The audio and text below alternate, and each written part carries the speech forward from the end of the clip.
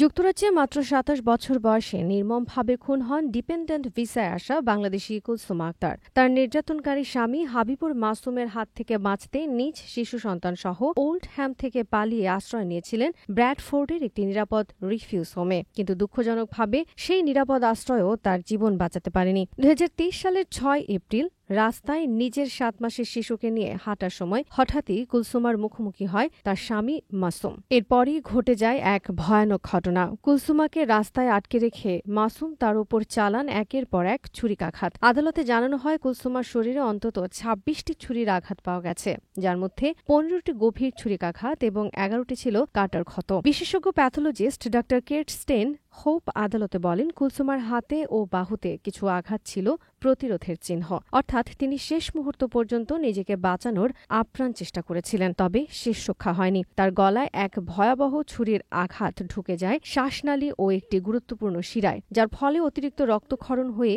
মৃত্যু ঘটে কুলসুমার। ঘটনার পর পুলিশ কাছাকাছি একটি দোকানের পেছনের পার্কিং এলাকায় হত্যাকাণ্ডে ব্যবহৃত ছুরিটি উদ্ধার করে।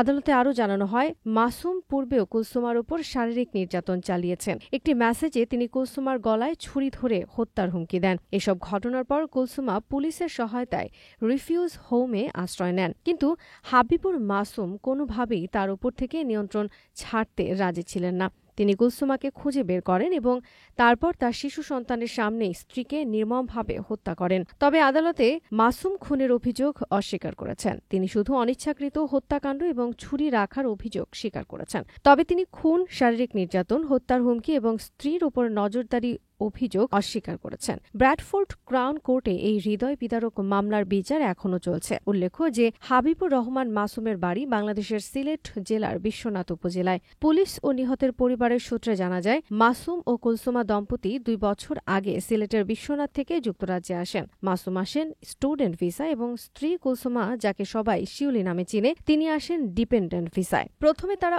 ওল্ডহ্যাম এলাকায় বসবাস শুরু করেন। কিছুদিন ভালোভাবে সুখে শান্তিতে একসাথে থাকলেও হঠাৎ করেই দুজনের মধ্যে দাম্পত্য জীবনে কলহ দেখা দেয়। এক পর্যায়ে বিষয়টি পুলিশের হস্তক্ষেপে গড়ায়। পরে পুলিশ কুলসুমাকে সামাজিক সেবামূলক সংস্থার সহায়তায় নিরাপদে ব্র্যাডফোর্ডে স্থানান্তর করা হয়। পুলিশের নিষেধ সত্ত্বেও মাসুম গোপনে তার স্ত্রীর ওপর নজরদারি করতে থাকেন এবং শেষ পর্যন্ত এই নির্মম হত্যাকাণ্ড ঘটান। এমন মর্মান্তিক ও হৃদয় বিদারক ঘটনার পর ব্রিটেনে বসবাসরত বাংলাদেশি কমিউনিটিতে স্বাভাবিকভাবেই এক ধরনের শোক, ক্ষোভ ও উদ্বেগ বিরাজ করছে। ব্র্যাডফোর্ডে ঘটে যাওয়া এই নারকীয় হত্যাকাণ্ডে ব্রিটিশ বাংলাদেশি কমিউনিটি গভীর শোক প্রকাশ করেছে এবং ঘৃণা ও নিন্দা জানিয়েছে। অনেকে বলছেন, কুলসুমা ছিল এক মা, এক স্ত্রী, এক নারী। তার এমন নিষ্ঠুর মৃত্যু মেনে নেওয়া যায় না।